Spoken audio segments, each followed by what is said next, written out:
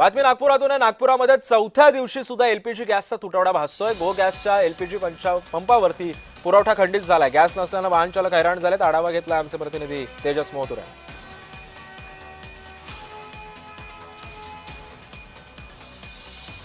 होत असलेल्या युद्धजन्य परिस्थितीचा फटका जे आहे ते एलपीजीवर सुद्धा बसत आहे।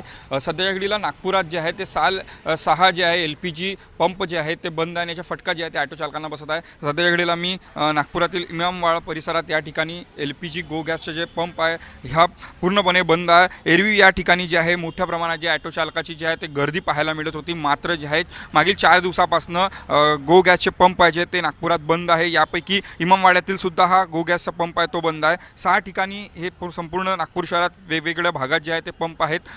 त्यामुळे जे आहे ते बंद आहे। त्याचा फटका जे आहे ते थेट जे आहे ते ऑटो चालकांना होत आहे। आपण बघू शकता की या ठिकाणी जे संपूर्ण आहे ते शुकशुकाट सध्याच्या घडीला पाहायला मिळत आहे। युद्धजन्य परिस्थिती आणि एलपीजी वर होत असलेला पुरवठा तो आहे तो खंडित, यासाठी जे आहे मोठा मनस्ताप जे आहे ते ऑटो चालकांना जे आहे ते सहन करायला लागत आहे। एलपीजी गॅस त्यांना कधी मिळणार आणि खंडित व्यवस्था कधी सुरळीत होणार याचीच अपेक्षा एका अर्थानं नागपुरातील मंगेश मोहितेसह तेजस मोहतुरे, जय महाराष्ट्र न्यूज, नागपूर।